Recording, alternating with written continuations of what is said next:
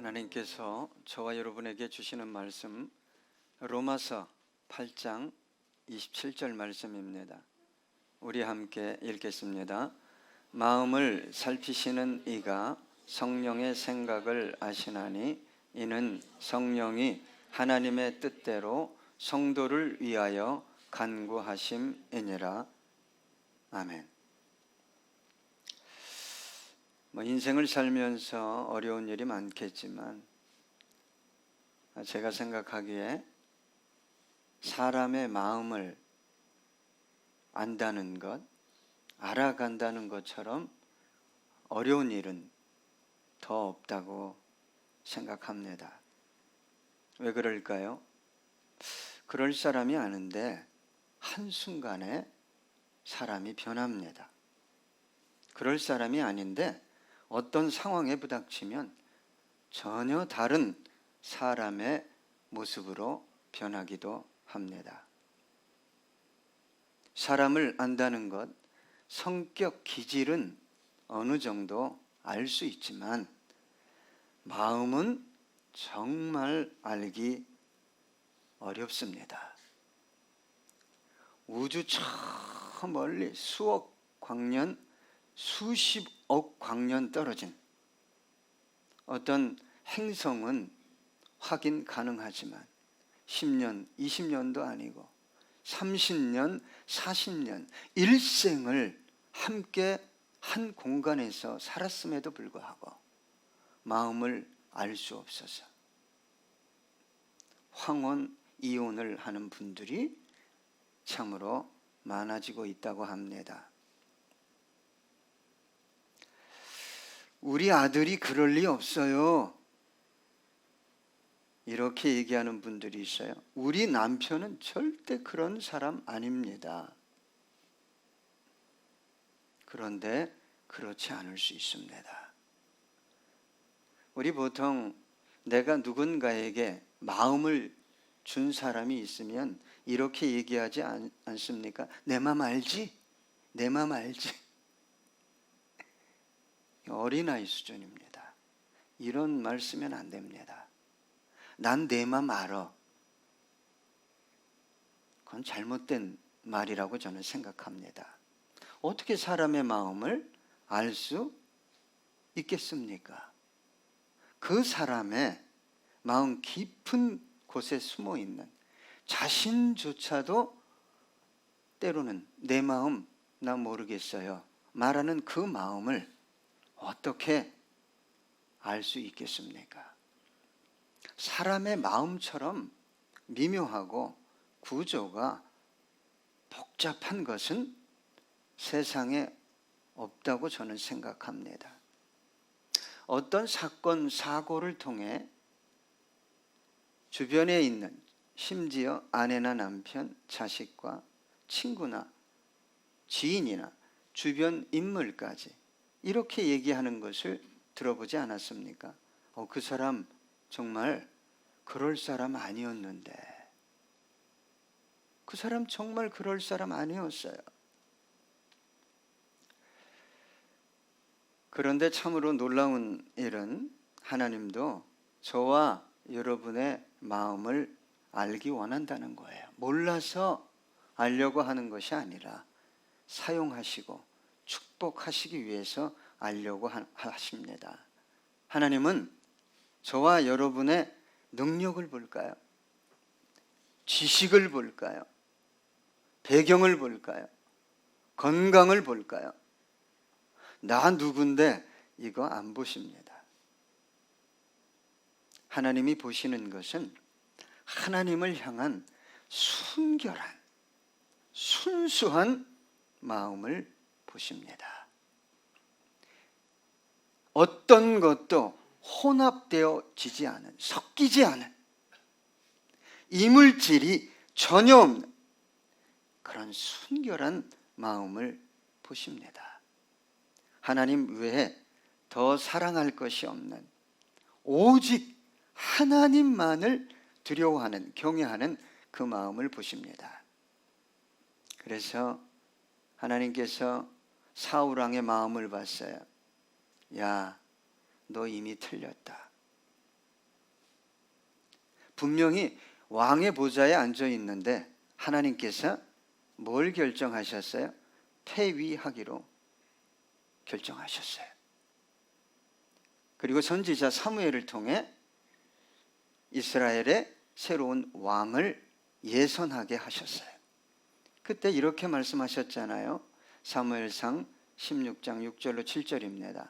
그들이 오매 사무엘이 엘리압을 보고 마음에 이르기를 여호와의 기름 부으실 자가 과연 주님 앞에 있도다 하였더니 여호와께서 사무엘에게 이르시되 그의 용모와 키를 보지 말라. 내가 이미 그를 버렸노라.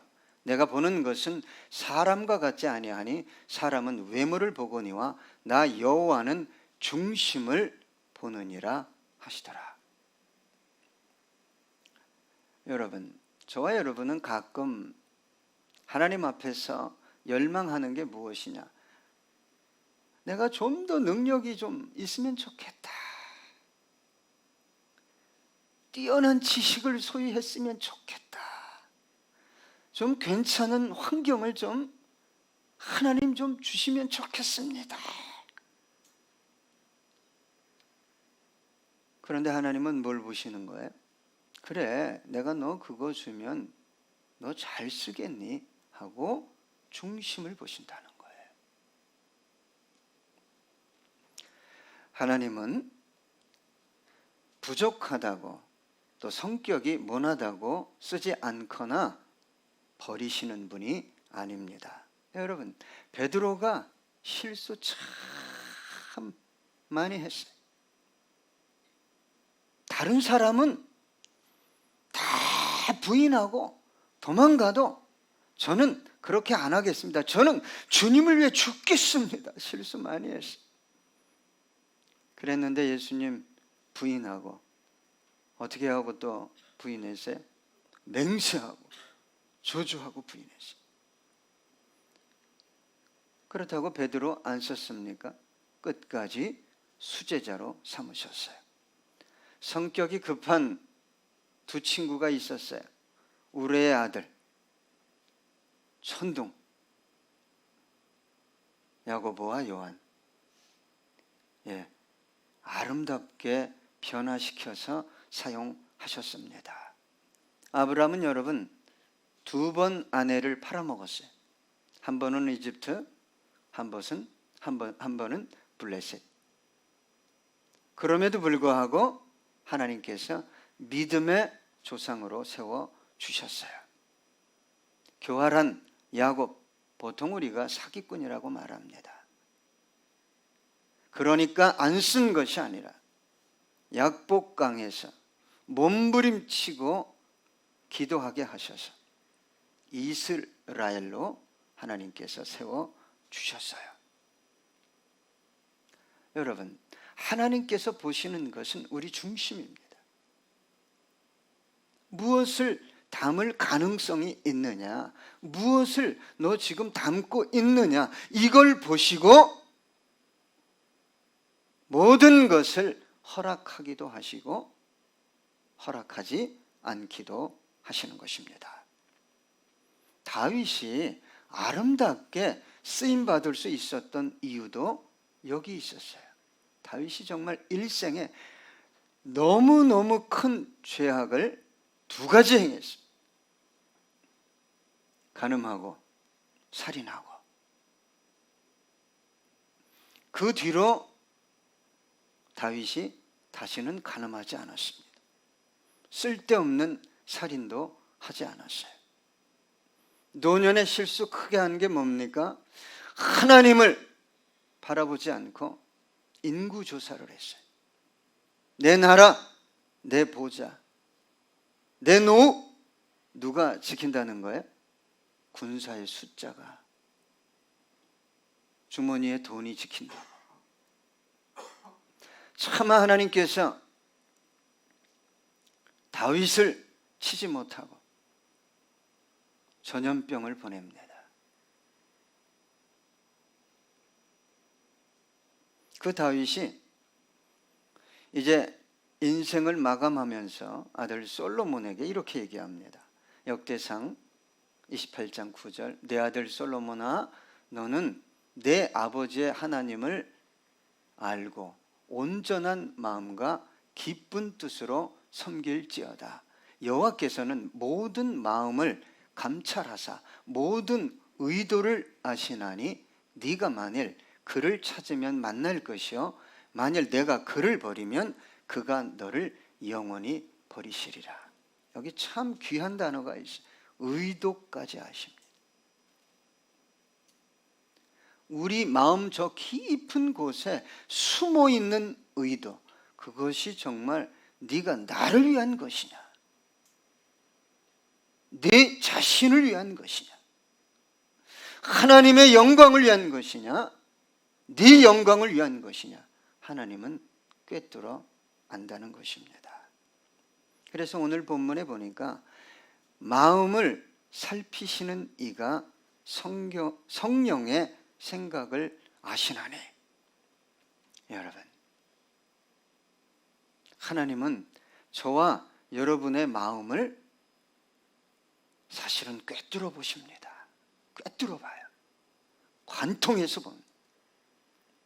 과거와 현재와 미래를 관통해서 보시기에 참 주님께서 이런 말씀을 하셨어요. 너는 차라리 이 땅에 태어나지 않았으면 좋았을 뻔했다.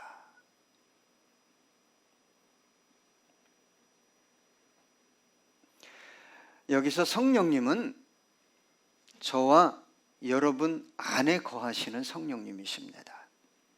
하나님은 우리 안에, 저와 여러분 안에 성령님을 보내시고 그 성령님과 함께 사역하십니다. 왜 그럴까요? 저와 여러분은 언제나 육을 쫓고 세상을 쫓고 쾌락을 쫓고 소유를 쫓고 참으로 연약합니다. 참으로 부패하기 쉬운 마음 상태를 유지하며 살아가고 있어요. 그래서 우리 예수님께서 누구든지 나를 따라오려거든 첫째 조건이 뭡니까? 자기를 부인해야 됩니다. 날마다, 매 순간마다 나를 부인하지 않고 주님은 쫓아갈 수 없습니다. 여러분, 그래서 하나님은 저와 여러분 안에 계신 성령님을 통해 우리의 마음을 살피시고 우리의 마음을 인도하십니다. 로마서 8장 9절에 보니까 만일 너희 속에 하나님의 영이 거하시면 너희가 육신에 있지 아니하고 영에 있나니 누구든지 그리스도의 영이 없으면 그리스도의 사람이 아니라. 여러분, 어떤 문제나 어떤 사건이나 어떤 상황을 대화해 보면 영이 있는 분인지 영이 없는 분인지를 알 수 있어요. 기가 막히게 세상 논리와 가치가, 죄송합니다, 자신은 똑똑하다고 생각하고 그냥 그게 쏟아져 나옵니다. 그 안에 성령은 없습니다. 물론 하나님 앞에 나와 기도할 수는 있어요. 그러나 성령이 내주하셔서 그 영혼을 이끌어가고 돕는, 인도하는 역사는 일어나지 않고 있다는 것입니다. 여러분, 하나님께서 저와 여러분 안에 거하시는 성령의 생각을 알 뿐만 아니라 저와 여러분 안에 거하시는 성령님은 누구의 생각을 완벽하게 아십니까? 하나님의 생각, 하나님의 뜻. 두 분은 서로 아시되 완벽하게 아십니다. 하나님께서 저와 여러분 안에 거하시는 성령님의 생각을 아신다는 것은 저와 여러분의 생각이나 욕구나 욕망을 아신다는 것이 아니라 저와 여러분을 통해 이루어져야 할 하나님의 뜻, 그 뜻을 이루기 위해 탄식하며 근심하시는 성령님의 생각을 아신다는 거예요. 성령님을 의지해야 됩니다. 성령님과 교제하지 않고는 예수는 믿는다고 할 수 있지만 예수님은 쫓아갈 수 없게 되는 것입니다. 저와 여러분이 얼마나 연약하냐? 하나님의 일을 하고 있을 때조차 자기 생각을 쫓아갈 수 있어요. 은혜를 받고 있고 심지어 봉사하고 헌신하고 있을 때조차 성령의 생각이 아니라 자기 생각.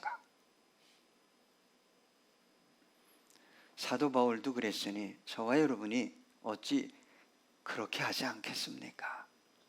사도행전 16장 6절로 7절 보니까 성령이 아시아에서 말씀을 전하지 못하게 하시거늘 그들이 부르기아와 갈라디아 땅으로 다녀가 무시아 앞에 이르러 비두니아로 가고자 애쓰되 예수의 영이 허락하지 아니하시는지라. 사도 바울이 애썼어요. 아시아의 복음을 전하려고. 아니다, 아니다, 아니다. 결국 복음이 방향을 틀어서 어디로 갔습니까? 유럽으로 갔어요. 그래서 빌립보에서 최초의 교회가 세워집니다. 여러분, 저와 여러분의 존재 목적, 삶의 이유와 목적은 자신의 뜻을 이루는 데 있지 않습니다. 하나님의 뜻을 이루며 하나님의 영광을 드러내는 데 있습니다. 거듭난 영혼은 이것을 위해 살아갑니다. 그리고 이것은 아주 자연적인 현상입니다. 왜 그럴까요? 거듭났다는 것은 가치가 바뀌었다는 거예요. 삶의 의미와 목적이 바뀌었다는, 아래가 아니라 위로부터 다시 태어났다는 거예요.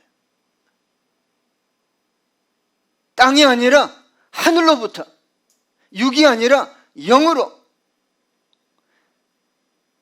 다시 태어났기 때문에 그렇게 살아갈 수밖에 없는 것입니다. 만약 저와 여러분이 저는 거듭났습니다, 예수 만났습니다, 그런데 삶의 의미와 목적이 내 뜻을 이루고 내 욕구, 욕망을 이루는 데 있다면 거듭난 것을 의심해 봐야 됩니다. 거듭나면 그렇게 살아갈 수 없어요. 왜요? 성령께서 하나님의 뜻을 어떻게 한다고요? 계속 전달해 주기 때문에. 어느 때는 심장이, 진짜 육체의 심장이 벌렁 왜요? 하나님의 뜻과 다른 걸 선택하고 다른 말을 하고 분노하고 나아가니까 심장이 근심하시니까. 여러분, 순간과 영혼은, 거듭난 영혼은 안 바꿉니다. 세상 나라와 하늘 나라도 바꾸지 않습니다. 누가 여러분 유리구슬과 다이아몬드를 바꾸겠어요? 누구만 바꾸죠? 가치를 모르니까. 거듭난 영혼은 정확한 가치를 알고 있어요. 세상 영광, 하늘 영광과 비교할 수 없다. 세상 영광 다 줘도 하나님과 바꿀 수 없다. 여러분, 집중 호우가 쏟아지면 강남에도 반지하가 막 지하 주차장 반지하가 잠깁니다. 얼마나 힘들겠어요.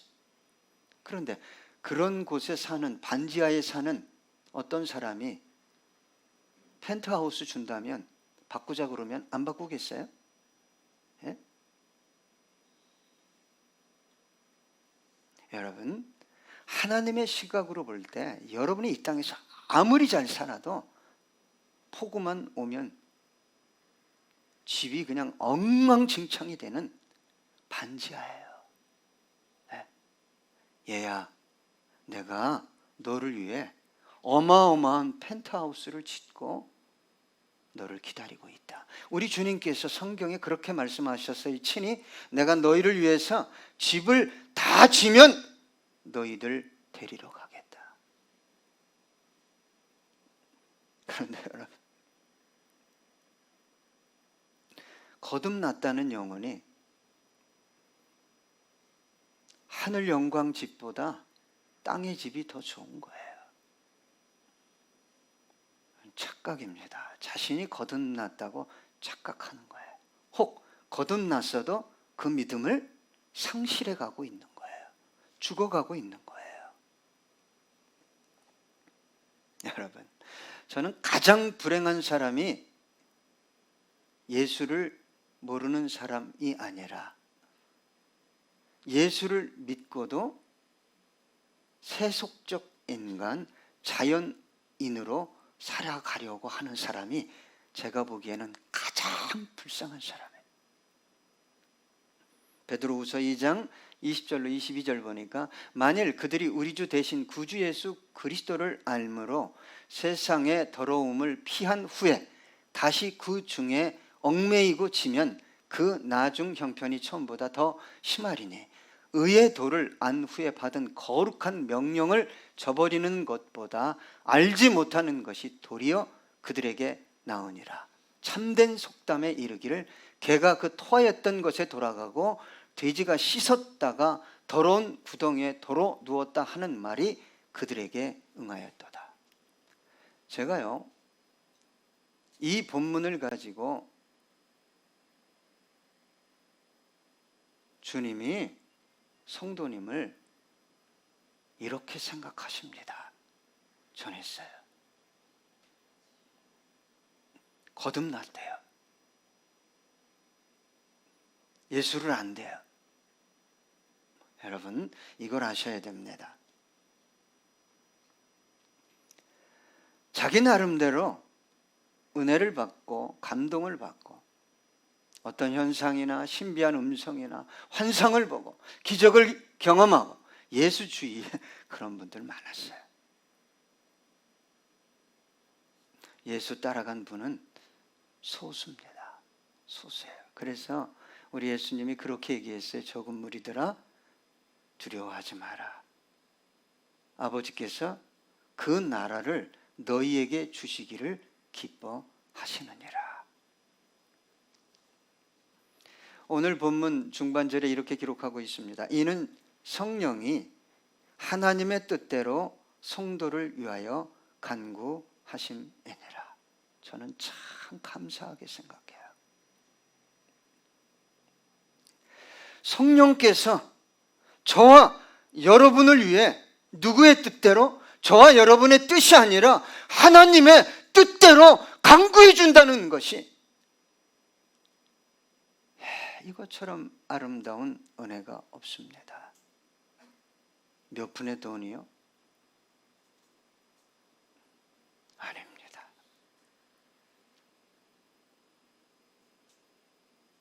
내 뜻대로, 내 생각대로 기도하지 않게 하시는 은혜가 얼마나 놀라운 은혜인지 모릅니다. 이런 영혼은 돌이켜요. 돌이킵니다. 메시지를 전하거나 권면하거나 주님 앞에서 책망하면 돌이킵니다. 근데 영이 거의 죽어간 영혼은, 다시 말하면 성령을 끝없이 거부한 영혼은 안 돌이킵니다. 돌이킬 수도 없습니다. 왜요? 붙들렸기 때문에. 어두움에, 세상에 붙들렸기 때문에.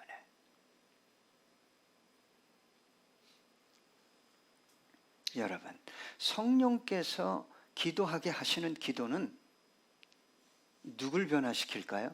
나를 변화시켜요. 나를. 그런 영혼이 성령으로 변화되어 성령의 인도를 따라 기도하는 영혼이 구하는 모든 것을, 그래서 응답하겠다고 그런 거예요. 무엇이든지 구해라. 주겠다. 두드려라 열릴 것이다. 육으로 기도하니까 수십 년을 기도해도 응답이 오지 않는 것입니다. 왜 저와 여러분의 기도가 땅에 떨어질까요? 왜 여러분 자아중심의 신앙을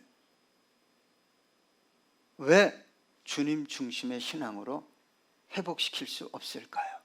성령의 역사가 사라져가고 있어요.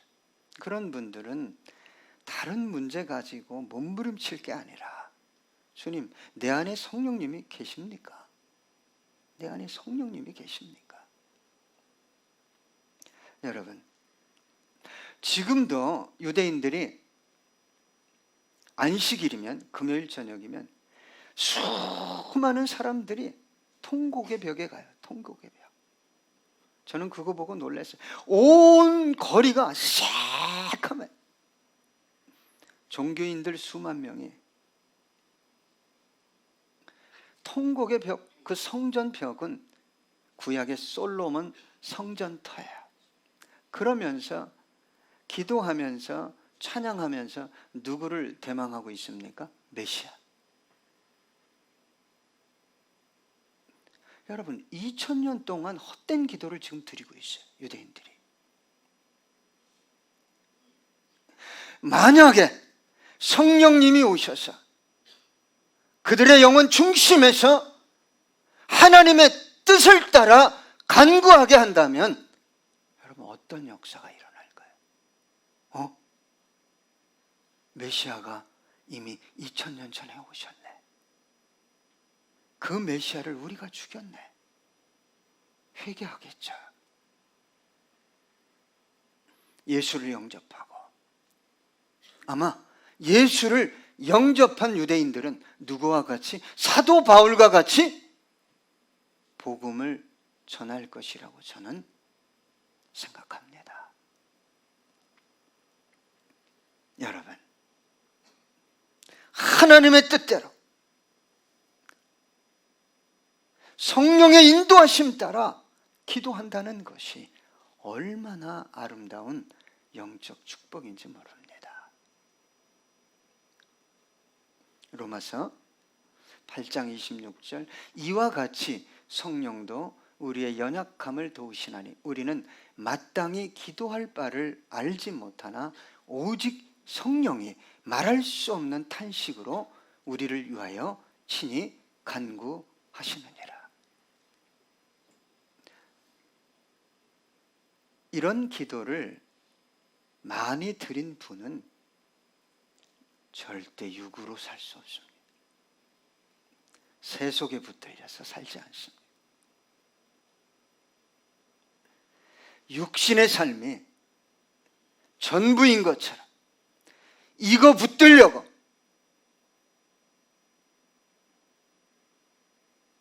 신앙을 멀리하거나 사명을 포기하는 일 없습니다. 우리 주님께서 이 땅에 오셔서 자신을 위해 기도한 적이 있어요, 없어요? 딱 한 번 있어요. 어디에서? 겟세마네에서. 딱 한 번.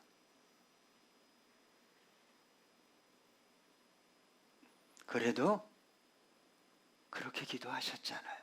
아버지, 나의 원대로 하지 마시고 아버지의 원대로 하시길 소망합니다. 진정한 그리스도인, 내면의 성령으로 충만한 그리스도인은 자기를 위해 기도하지 않습니다. 만약 자기를 위해 기도한다면 무엇을 기도할까요? 자기를 부인하기 위해, 버리기 위해 기도하는 거예요. 그래서 점진적으로 예수를 닮아가게 되는 거예요. 왜 예수를 닮아가지 않냐? 자아중심적인 기도를 드리는 거예요. 눈물을 흘리고 회개하는 것 같은데 자기 연민입니다. 누가 그렇게 회개했어요? 눈물을 흘리고 가룟 유다가. 성령이 애통해서 눈물을 흘리게 하면 돌이킵니다. 돌이킵니다. 너무 뜨거운 눈물이 나옵니다. 본인이 느끼기에도 왜 이렇게 눈물이 뜨겁지? 여러분, 어떻게 하면 하나님의 뜻대로 기도할 수 있을까요? 내가 할 수 없습니다. 성령님만 하실 수 있는 일입니다. 그래서 성령을 보내주신 거예요. 그런데 여러분, 성령께서 내 안에서 역사하실 수 있도록 내 마음을 내어드리고 하나님을 즐거워하고 기도를 기뻐하고 봉사를 즐거워하고 이런 것들이 이루어지지 않기 때문에 성령의 역사가 점차적으로 축소돼요. 계속 축소돼요. 그러면 이 안에 무엇으로 가득하죠? 어둠으로 가득한 거예요. 그러니까 이 마음을 들추어 보면 불안, 근심, 걱정, 분노, 원수 맺는 것, 뭐 내일에 대한 염려, 아무것도 없는 거예요. 그런데 여러분, 그런 영혼이 거듭난 영혼일까요? 예수를 만난 영혼일까요?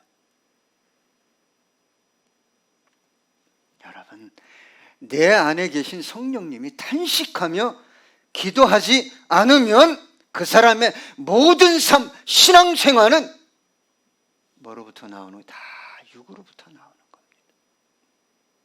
이 범주를 벗어날 수 없어요.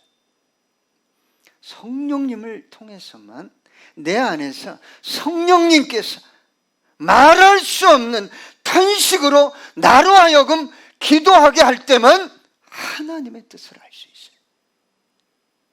그리고 그런 기도를 드릴 때 그 영혼은 반드시 순종하게 돼 있어요. 로마서 8장 5절로 8절입니다. 육신을 따르는 자는 육신의 일을, 영을 따르는 자는 영의 일을 생각하나니 육신의 생각은 사망이요 영의 생각은 생명과 평안이니라. 우리의 생각은, 육신의 생각은 하나님과 원수가 되나니 이는 하나님의 법에 굴복하지 아니할 뿐 아니라 할 수도 없음이라. 육신에 있는 자들은 하나님을 기쁘시게 할 수 없느니라. 여러분, 성령으로 충만하면 내가 육신의 생각을 하면 성령님이 가만히 있질 않아요. 야, 너 왜 그 생각하냐? 너 왜 그 사람을 그렇게 생각하니? 너 왜 이 문제를 그렇게 생각하니? 응? 왜 이렇게 두려워해? 육신의 생각을 하루에 5시간이 뭡니까? 10시간, 심지어 잠을 못 자고 20시간 생각을 해도 내면에서 뭐가 없어요? 정말 심각한 영혼입니다.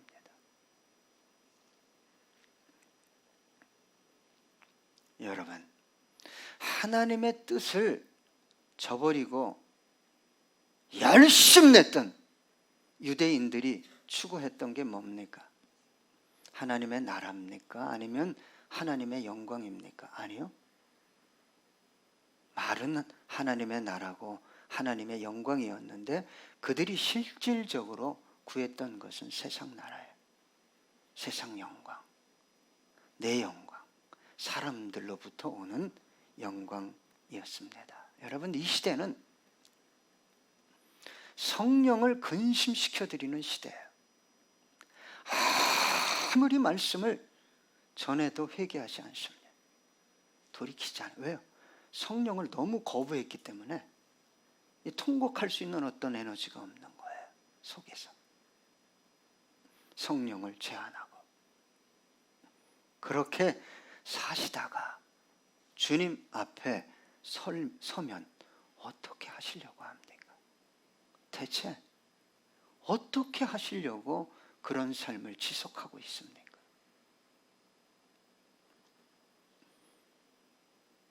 이 시대는 하나님보다 자신을 더 사랑하는 시대예요. 나 건들면 다 죽습니다. 그런데 누군가가 하나님을 건들고 진리를 건드는데도, 복음을 회방하는데도 가만히 있어요. 내일 아니지.